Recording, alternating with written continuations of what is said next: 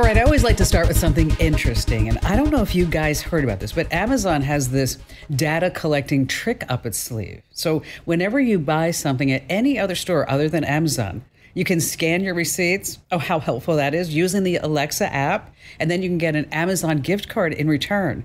Oh, Amazon, they're always looking out for ways to help us. Isn't that right? So now they know everything that you buy, everywhere that you buy it, so that this way they can source it and sell it cheaper for you to you on Amazon.com. Wow. And even kill more of the competition. You know, but I have to tell you something. I ordered a thesaurus from Amazon, but when it arrived, it was really crazy. All the pages were just completely blank, and I have no words to describe how angry I am at this particular point. Hey, and welcome to the Friday edition of Komando Today, which we like to call Tech Refresh. It's your podcast about all fun things digital. And joining us, as always, we have our amazing content queen, Ali Seligman. And what are you going to be chatting about today with us, Al? I have a home security warning, and then in our What the Heck headline of the week, something that I know that we're all going to want. Sounds like magic. Yes, we do like the magic, don't we? And then we have our magnificent millennial, our very own internet scout, Matthew Heffel. What's on tap with you? You know, I'm going to be talking about whether the Tesla robot will sink or swim, a handy feature that you can use with the new iOS 16, as well as a new-ish social media that's really taken off. Oh, I know what that one is. Yeah. Because you know what, when I was traveling around with Ian in Europe, he'd be like, okay, here, come on, get in, and we'll take a picture together. Hey, you gotta be real sometimes. You do. Well, you know, what's interesting is that he was kind of interested in this gal, and she's also on Be Real. And then he was showing me, like, look, she took this picture 16 times before she actually posted it. Like, jeez. Like, you know what? I don't think that's a good one. Defeats the purpose. All right, so let's start with the news. Some important tech developments to keep you in the know. And the deal is done. That's right. Elon Musk owns Twitter. Shareholders made a bundle. He bought Twitter at $54.20 a share, which is $43 billion. Wow. More money than any of us will really ever have. So what will an Elon Musk Twitter actually look like? So they say that big changes are coming because Elon Musk really believes in free speech. And some of the Twitter liberal activist employees, they're saying, we're just quitting. Now we really are just leaving. We don't want to be any part of this. And look for some accounts to be reinstated, whether you love them or hate them. Donald Trump's account is probably going to come back. And conservatives are rejoicing. And then we have other organizations that say, you know, we have to have censorship in order to survive. But I looked, and I couldn't find anything about censorship in the First Amendment. I'm just saying. Tweets are also going to be supposedly a lot longer. But as they were reporting about it, the lawsuit is still happening in the background. I don't know if you know this. And so Elon Musk's texts, they're actually going public. And so I read some of them that were posted over at Gizmodo. Like his ex-wife texted him saying, you know, you should just buy it already. And he's like, I'm trying. You know, there was an investment banker, Michael Grimes, texted him a YouTube link to the Leonard Skinner song Freebird. I thought that was cute. He was texting his brother back and forth about saying how they should do a new social media app based on blockchain, which was actually, he wasn't supposed to be talking about that because he was on the board of Twitter. And so that was a little oopsies. But my most favorite text exchange, and I'm going to read it because it's so funny, is between Elon Musk and Larry Ellison. Okay. I don't know how many billions of dollars Larry Ellison is worth. I mean, but he owns the island of Lanai. He owns a couple of football teams. I think he's selling a house somewhere in South Florida for $128 million. Wow. He's the founder of Oracle. So it goes like this. Elon Musk. Now this is just a text exchange between two really big wealthy people. Elon Musk says to Larry Ellison, hey, any interest in participating in the Twitter deal? Larry Ellison says, of course. And he gives him a thumbs up emoji. Okay. Okay. Elon Musk says, roughly what dollar size? Not holding you to anything, Larry, but the deal is oversubscribed, and so I have to reduce or kick out some participants. Larry Ellison writes, $1 billion, ... or whatever you recommend. Okay. Just a casual billion. Yeah. Okay, Elon texts back to him, whatever works for you. I would recommend $2 billion or maybe more. It really has high potential, and I'd rather have you than anyone else. Larry Ellison says, I agree, it has huge potential, and I think it'd be a lot of fun. And Elon Musk texts Larry Ellison back a smiley face. Oh my goodness. I mean, so Larry Ellison, $2 billion. It's like the guy has like spare change on the bottom of his laptop bag or something like that, right? It's going to be interesting to see. Man. Okay, Matt, you're up next. And Elon Musk, more news with that robot, right? Yeah, speaking of Elon Musk, he's not just with Twitter or Tesla or all these other places he is. So Tesla had their AI Day 2022 recently, and it was a big event where they were talking about all the different AI, but the main focus was the new AI-powered robot called the Optimus. And I know we've talked about this before, but this was named after Optimus Prime from the Transformers, which just proves that Elon Musk is just a 12-year-old boy. So it's all the same. Thumbs up emoji. Thumbs up exactly. emoji. Smiley face. Yes, $2 billion. Okay. During this event, they had an actual robot walk out on stage and wave to the audience. Now, this was a big difference from a year ago when they had someone that was just dressed up as a robot dancing on stage. So this robot, he hopes, will be for in-home use and for companies to do things around pickup boxes, move things, get rid of some of those tedious stuff.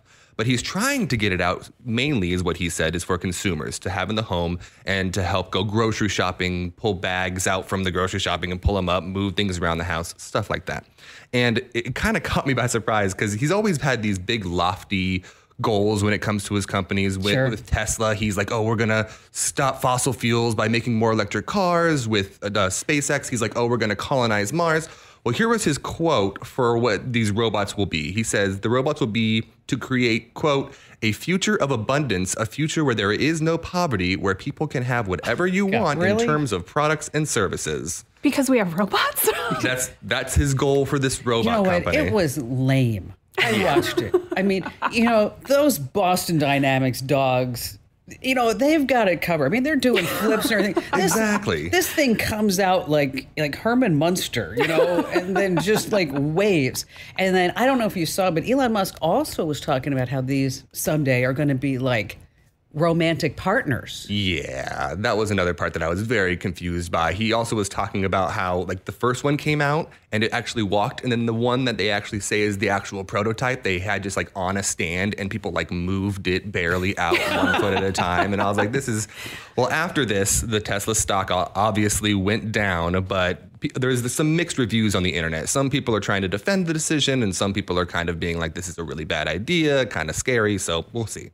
I think he's just spreading himself too thin. Yeah. I mean, between SpaceX and Tesla and Twitter and having 4 baby mamas and 10, 12 kids, I think there's just too much going on in the guy's life. Remember the tunneling company? Can't forget about the tunneling company too. Oh, and the flamethrower. Oh, and the flamethrower. Yeah. Yes. Oh, man.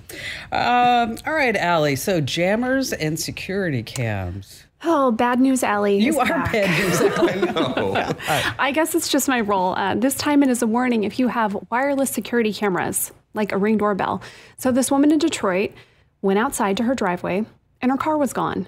So she opened up her Ring app to see what the heck happened here because it films her driveway, and hours of footage was missing.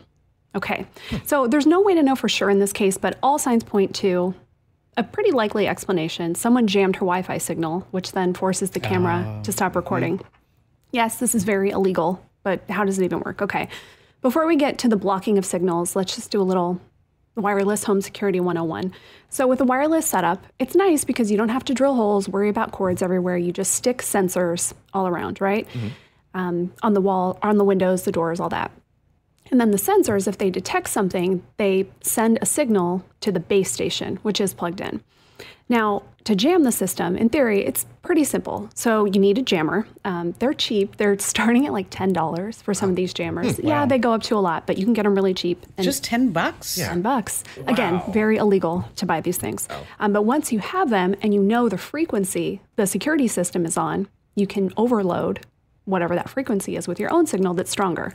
So back to this Detroit story. This woman had a Ring doorbell, and there were a couple of things that made this a little easier to jam than a full home security system. So everyone knows what a Ring camera looks like. So presumably someone saw this camera. It's also really easy to find the frequencies that home security systems use because they have to be public information. You can just Google it. You know what? I didn't know that. Yeah, you can just Google and easily find these numbers. So a Ring, yeah, it's really easy to see what it is, right? Because it's outside the house. And then second, it's a lot easier to do this with a standalone device like a Ring than a full home security system. There's a lot that goes into that. You know, you have all the different sensors, the base station, all that stuff. But in this case, it's just the one device that you can see from outside and get really close to. Security companies, obviously, they know that this is possible. You can do this with anything that uses a wireless connection. So they do have ways to try to stop some of this. Simply Safe, who they're a sponsor of Kim's National Radio Show, not of this podcast, they have an algorithm that they created. It's proprietary, it's secret, so people can't find out how it works, that actually alerts people if there's interference with the signal. So it actually does a pretty good job at saying, this is interference from, you know, a cell phone or some other connected device versus someone with a jammer trying to ruin your signal. So you'll get a message on nice. You know, from the app. That's good. Yeah. Some of them, though, don't do quite as much. Ring, in this case, their response to it was as unhelpful as it gets. They basically said, like any Wi-Fi connected device, it can get jammed. If you're having a problem, contact Ring customer support. Thank you. Thank you very much, Ring. Thank you, Amazon Ring. That's good. Okay, so if you have a wireless security system or a Ring doorbell, what you do? First, don't panic. These things can happen, yes, but they are pretty rare. You know, if it was super easy to do this to a home security system, we would hear about this way more than we do. Second, though, if you do have one of these systems, it's actually good to be a little secretive about which one you have. You know those big signs that say, protected by Ring, protected by whatever. And maybe not want to put one of those out there. Yeah, because you're basically advertising, this is the one I have, and now you can find out what frequency it's on. So it's better to have a more generic sign. It is good to have the signs. They are a deterrent because a criminal will see it and say, nope, not going there. But the generic ones are a little better for that. And we can all rest assured because the vast majority of home security or of home break-ins are, you know, forcible entry. They kick in the door, they break a window, something like that, and they're really going to go after homes that don't have home security systems. You know, that's all really interesting stuff. That's great. You should write that up, put that on the website too, Al. We sure will. You know, I was out walking in Santa Barbara. This is probably about 6 weeks ago now. And I was walking with my friend Mary, and then we ran into some other neighbors. And Mary's like, oh, you know, this is Kim. She lives down the street. And the woman looks at me, she goes, oh, so you live at that house at the end of the street? I said, yeah. She goes, I've been meaning to talk to you. Uh-oh. And I looked at her, I'm like, what? She goes, I don't like your signs. I don't like the signs on the side yard. And I said, what signs? She's like, the ones that says security, armed response. She's like, this is not an armed response neighborhood.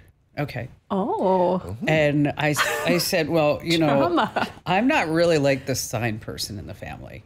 I said, you know, Barry's the sign person, and, you know, and he's not going to take his signs down because his sign, they work.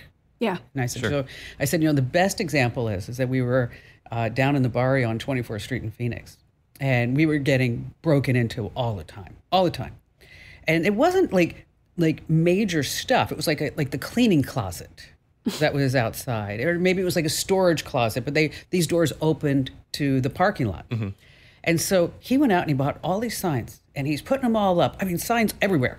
I mean, as I was making a joke, even I said I should wear a sign that says "host," you know? And he put one sign up, and then this whole area never got broken into again. And so the firemen come over for their inspection, and they said, you know, what's in the closet? What's in that room? And I'm like, oh, it's nothing. It's just like, you know, papers and old audio equipment. And he put the sign up that said radioactive waste inside. Okay. That's genius. Yeah. It never got broken into ever again. Amazing. Smart. All right, coming up, we're going to tell you how you can store your old school music online, how you can work offline, how you can set up medication reminders, and we have a joke at the end. It's not my best joke. I'm just telling you right now. I'm going to set the bar low. I was in a hurry, but I think you'll laugh nonetheless, so stay right where you are.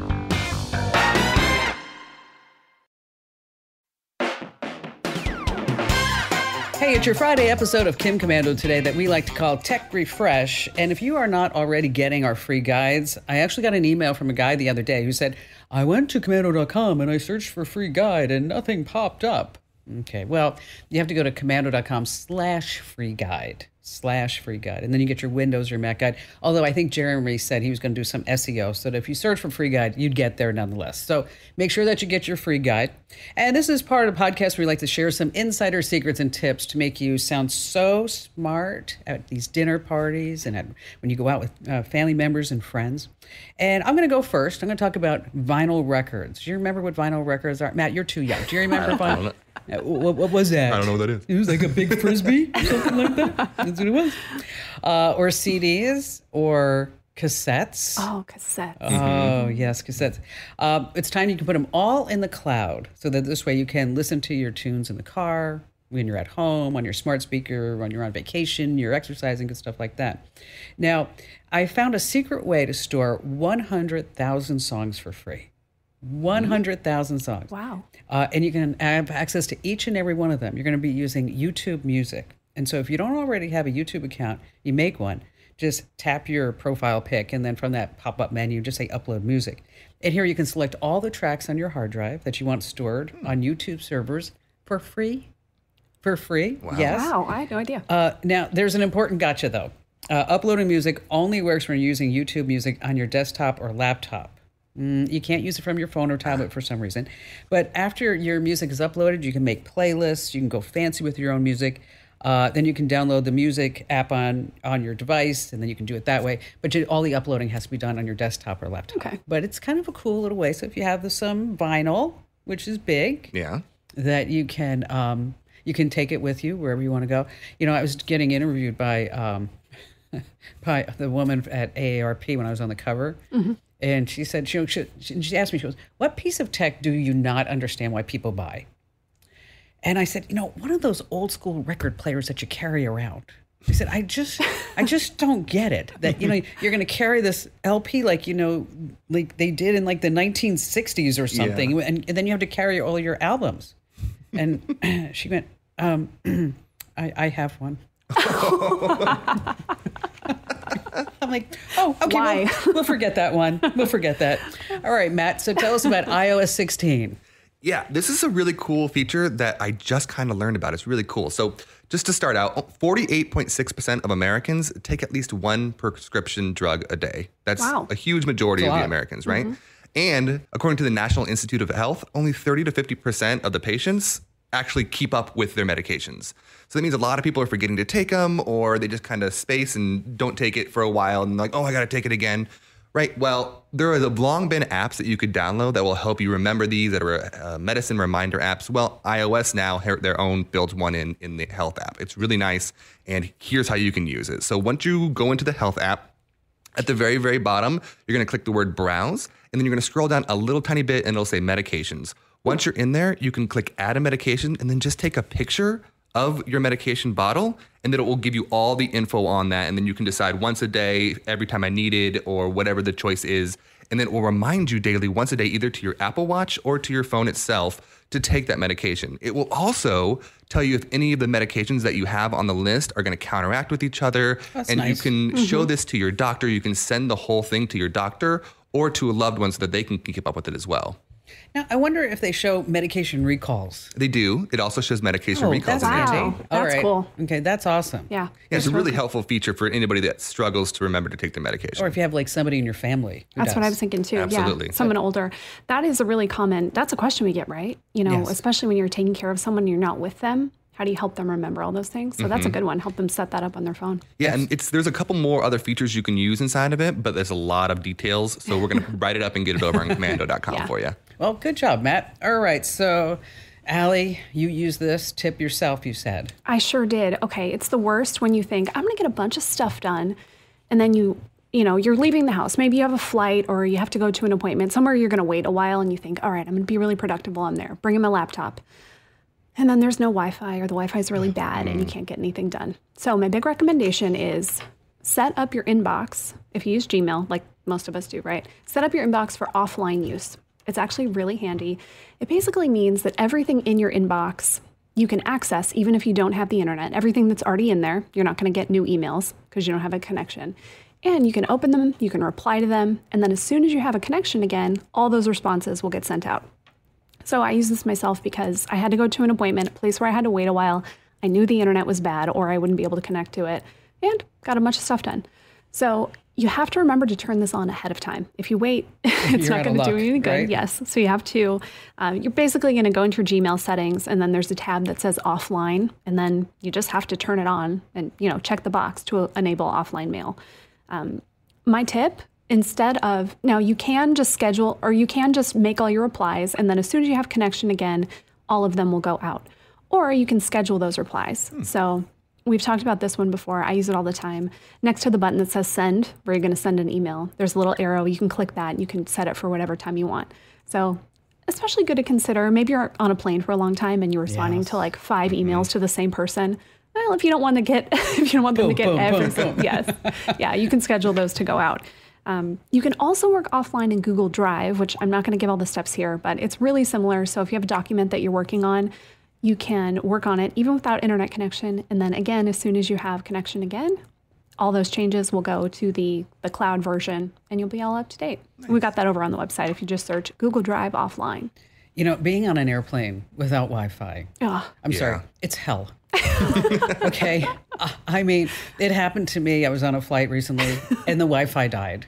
Oh. And I went up to the pilots and I'm like, where's the Wi-Fi? Okay. Ma'am, we're trying to fly the plane. Yes, exactly. I'm like, we need the Wi-Fi. And then I sat back, I thought, how many years did we take flights without Wi-Fi? Right. And so it's like, like a magazine or a book. What was that? Gross. What's up with that? Hey, listen, if you like these quick tips that we just passed along, make sure that you get our daily podcast called the Daily Tech Update. Just search for Komando with a K, and then you want to go ahead and follow or subscribe to the Daily Tech Update. All right, coming up, we have the invisibility cloak. Ooh, what's that?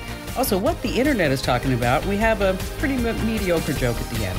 You don't want to miss that. So stay right where you are.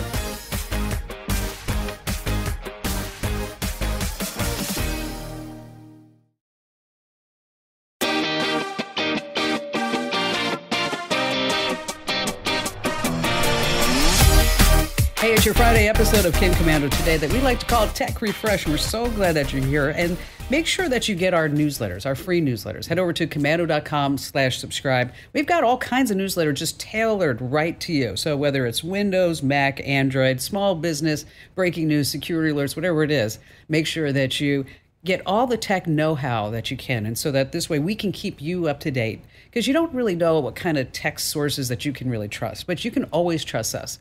So make sure that you go to komando.com/subscribe.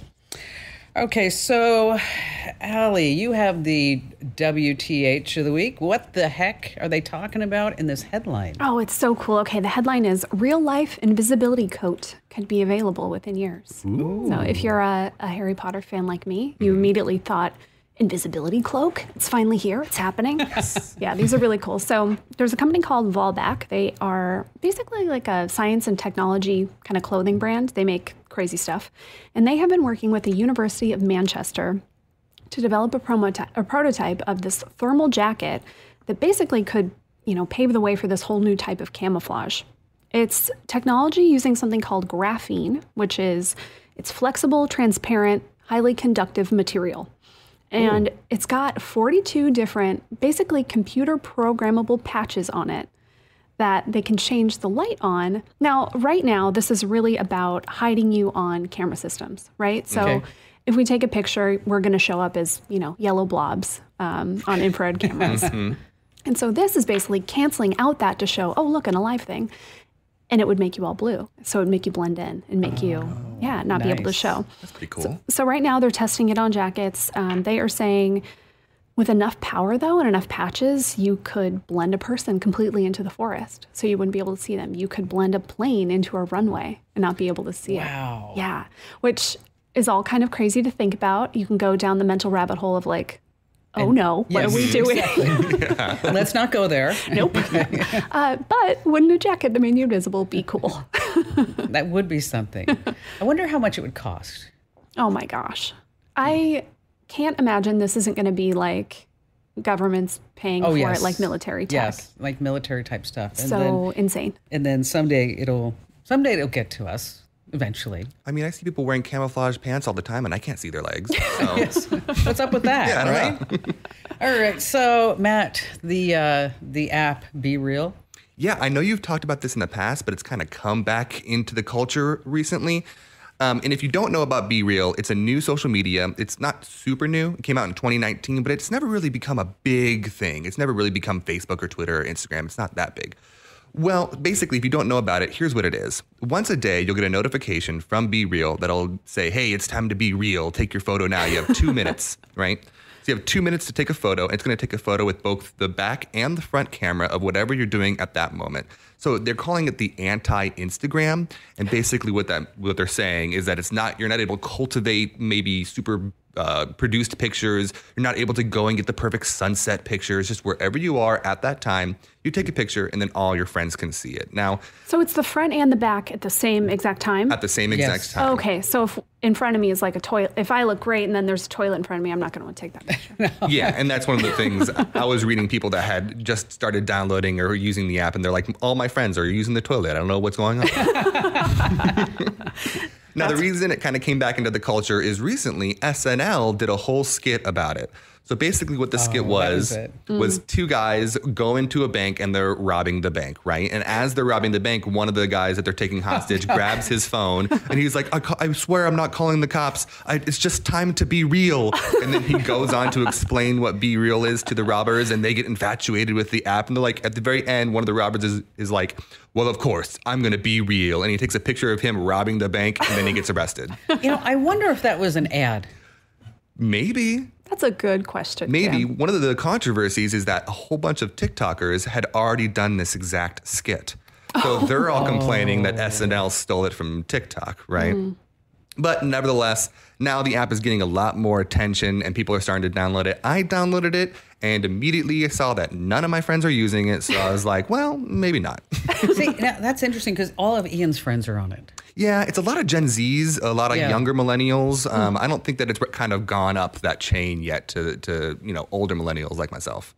Well, because I was talking to Ian about it, I guess maybe a couple of days ago. He was in Santa Barbara and he went to lunch, and he is all excited, and he goes, you have to see what me and the guys are seeing right now. We just did all of our Be Reals just about this. Okay.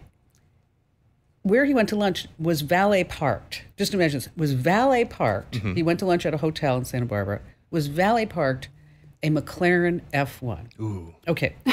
A McLaren F1, a McLaren is like $400,000. Yeah. Okay, a McLaren F1 is $22 million. What? Whoa. Yes.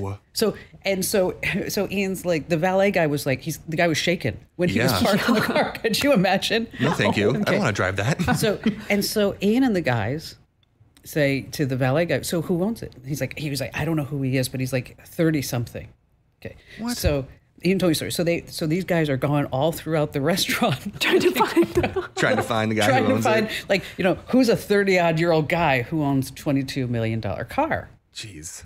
And so they decide they're just going to wait till he comes out because they can't find him. Just stand outside. So they were just sitting around, like, admiring the car. And the guy comes out and he says, guys, you like my car? And they said, oh, yeah. And he threw the keys to Ian. No way. And he said, here, hop in. Take some pictures of you guys. And then a professional photographer was walking by because he was doing a wedding. Okay, so he has all these beautiful pictures of him and his friends in the car, and then I said to him, did you find out who owned the car? I mean, who's this guy that is driving a $22 million car and he's in his 30s? Yeah. Sam Altman. He is one of the founders of Y Conductor, the deep. The deep AI art right now? Yeah. Okay, he's in charge of that. He's worth supposedly $250 million. Wow. I mean, that's what the internet says. And they're always off. They're always low. They are. But I just thought that was, as far as being real, I mean, because he said they put this on and people are like, no way, you photoshopped that. You put a picture of it up and then but it's really, but Ian said he was really nice. Sure. And he was very cordial. But I just think it's so funny that because of the internet, they were able to figure out like who he was. Right. And then they followed him on Twitter. I followed him on Twitter. I said, you have an open invitation to talk about open AI on my shows anytime. Nice. That'd be Whatever you cool. want. He hasn't answered me yet. I know. Bummer.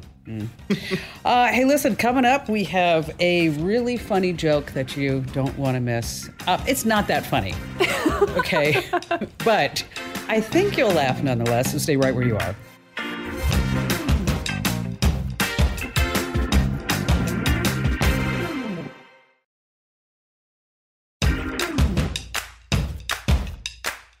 Hey, welcome back to Tech Refresh. It's your Friday episode of Kim Komando today, where I like to introduce you to Allie and Matt because we all work together every single day to bring you everything that you read and see on Komando.com. And Matt, because you're a big force in the newsletter land. Right? Yes, of course. Putting all those together. And Allie's a big force, well, in all of content land, right? And everything else.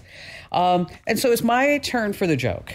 Okay, so promise you're not going to be too hard on me. No. Right? No, Promise? of course not. Okay, all right.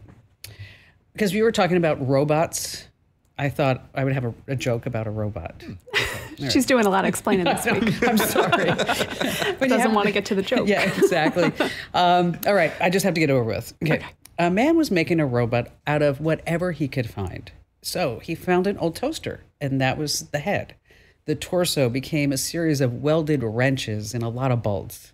The arms and legs, well, they were bits of rebar. It wasn't pretty. I mean, it's not a gorgeous robot, so he gave it an ugly name. He called it Breck. Now, the thing worked fine, but it wasn't terribly balanced. It would fall over. The left hand was heavier than the right hand.